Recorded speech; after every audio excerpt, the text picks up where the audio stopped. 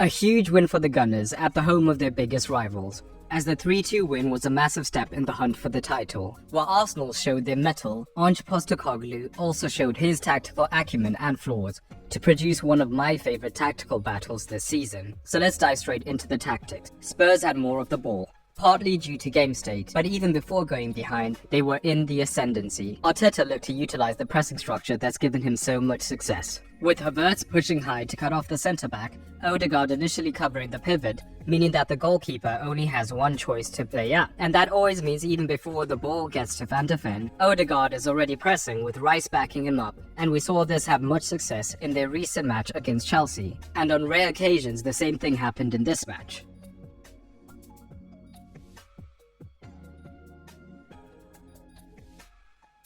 Where Pochettino showed zero adaptation to this, Ange looked to make the difference, as he evolved. This was by having Højbjerg drop extremely deep in the build-up play, as the third man alongside the centre-backs. What this meant is that if Havertz was still on a centre-back, and Odegaard was on the other, Højbjerg could of course receive the free pass. And this was only made possible by Postecoglou's setup, as if Rice was backing this up, the natural midfielders could drop in to be the extra options.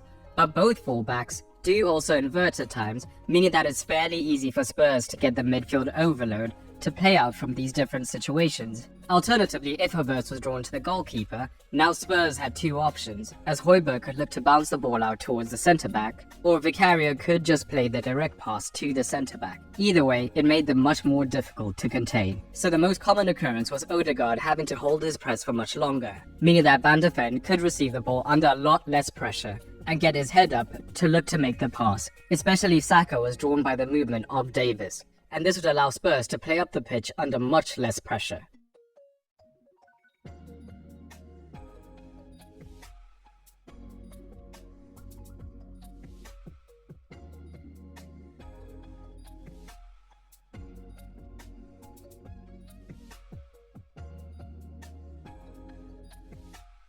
But soon, especially because Davies tended to come infield, where an Arsenal midfielder could then pick him up, potentially leaving a man free between the lines, we saw Saka being unleashed when he was pressing, as he was much more aggressive and looking to close down the centre-back, making it much more of a 3 versus 3 situation as Spurs looked to build up, often then forcing them to play backwards, or into even riskier passes infield. Saka could confidently press, because despite Odegaard tying up Højbjerg, his presence would still mean that the goalkeeper only had one option. So Arsenal are aware of where the ball is going beforehand, meaning they can afford to cover across the pitch.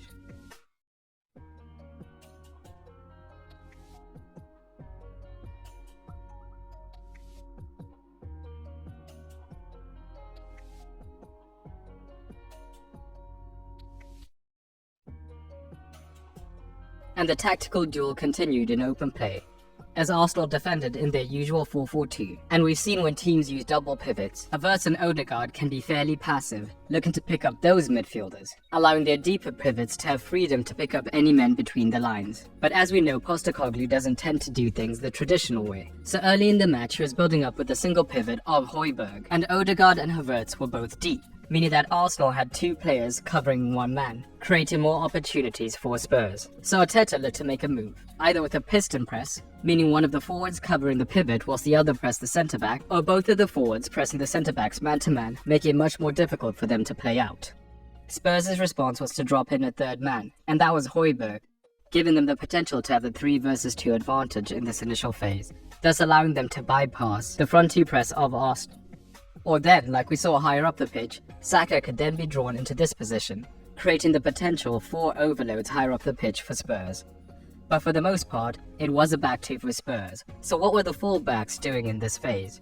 Postecoglou is insane, so it was far from a traditional shape. It was rarely just a normal inversion. Instead, both Davies and Paro pushed extremely high up, meaning they could have a flat line of 4 behind their front 3. And all 4 of these players were super fluid for Ange. As Arsenal always defend in a 4-4-2, this shape presents the opportunity to overload their deepest midfield line, to then utilise combination play to get higher up the pitch. So Arsenal did not defend in this wide 4-4-2, and in fact were extremely narrow whenever they were in the defensive phase, making it extremely difficult for Spurs to find any gaps in their armour. And this would mean that the midfield 4 was now man-to-man with Spurs' central 4. Of course, the potential weakness of this is the wingers to receive in space. But Arsenal did not mind this too much, as it was always one man out wide, and they felt confident in being able to come out to track this man. But Postecoglou's plan caused danger for Arsenal, as eventually the fullback would be forced to come out wide to confront the man, creating this space in the back line. And despite Rice and Partey looking to cover, there would still be occasions where the Spurs man was able to make the half space run and be found, before being tracked. And because of the shape, Spurs had plenty of numbers to attack the box, meaning they could look to whip in the low cross. But credit must be given to the duo of Saliba and Gabriel, who always seemed to be in the right position to make the clearance before the danger became too bad.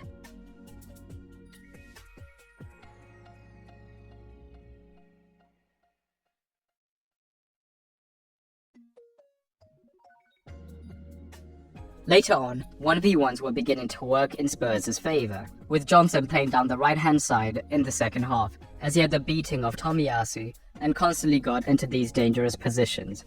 As always, Arteta loves to adapt, and the second half was a fairly simple adaptation, with the winger naturally dropping in much earlier to create more of a back five, as they were willing to allow Spurs to have more room central and trust their midfield to shift across to prevent any danger. But we must also talk about Spurs' attacking shape, as it forces both of their fullbacks to be extremely high and aggressive in making these runs, isolating the centre-backs of the defensive phase. What this means is that there is a lot of onus on the centre-backs to use their physicality and pace to cover across, and it creates gaps that Arsenal can exploit on their counter-attack, and we saw this perfectly for their second goal.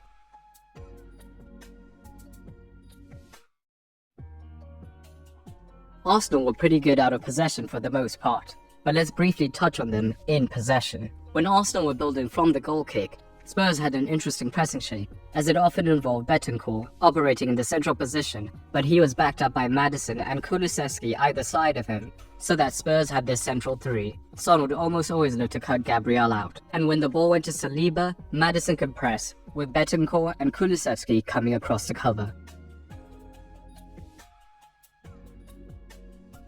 This press was not perfect, and there were occasions such as this, where Son did not get his angles right, and once Gabriel receives the ball under no pressure, Arsenal were able to easily get into the attacking third. But because Arsenal went ahead so early, they did not have to overcommit in the attack. And interestingly, we barely saw Tomiyasu looking to invert. Instead, it was the double pivot of Partey and Rice, who Spurs looked to press early, as they both can be vulnerable under pressure. And we saw a decent number of turnovers in this match. But one of the best ways to play against the press is to go over the press, and with Spurs having an extremely high line, we saw Arsenal's forward line looking to make these runs over and over again. 3 matches left till the end of the season, and I'm curious to know what you think of this match and where you think Arsenal will end up. Drop it down in the comments below. For the tactical score, even before the attempted comeback, I thought things were pretty even tactically, with Arteta's men being hyperclinical and Ange's the opposite, meaning both earned 7s. But drop your ratings down below.